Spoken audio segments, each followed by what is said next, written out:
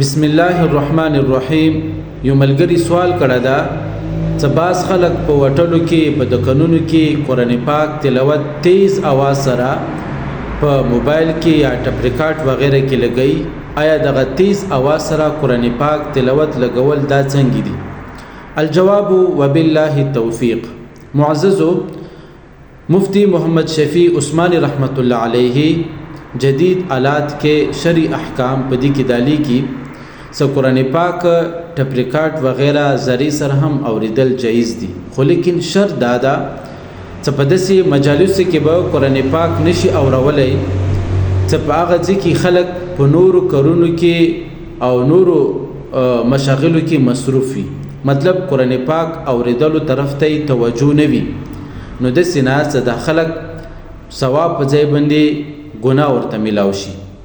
زما عزتمندو علامه شمیر رحمت الله علیه د خپل زمانه یو لوی محقق تیر شوی ده.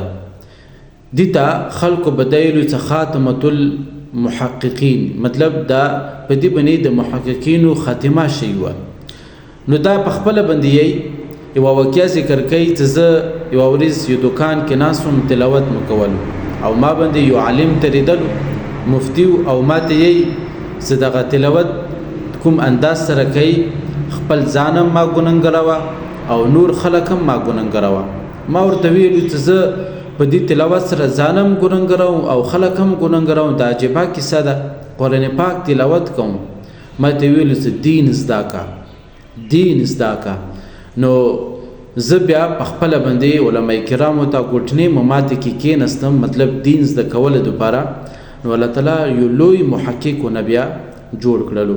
نو مطلب دا چې قرآن پاک داسې طریقې سره ته تلاوت کوي چې نور خلک هم د سره نږدې دي او هغوی دا تلاوت واوري، په هغوی باندې دغه تلاوت اوریدل دا واجب دي، او که هغوی ورته توجه نه کوي په دې باندې هغوی ګنهګاریږي. او بعض علماء کرام دا یي چې بعض خلک دا لوډ سپیکر وغیرہ باندې کوم تلاوت کوي، نو دومره مقدار کې د لوډ سپیکر आवाज هغه برابر کی په قدر ضرورت څومره خلکو ته اوریدلو ضرورت وي هغه ځکه ناس وي درس وغیرہ، نو دینه زیات تما کوي ځکه بار خلک هغه په نورو کارونو وغیرہ کې مصروف وي، د سینا څغوي ته ثواب په ځای باندې ګناه ملاوي شي ځکه څغوي خپل کاروبار کې مصروف وي او دې طرف ته توجه نه کوي.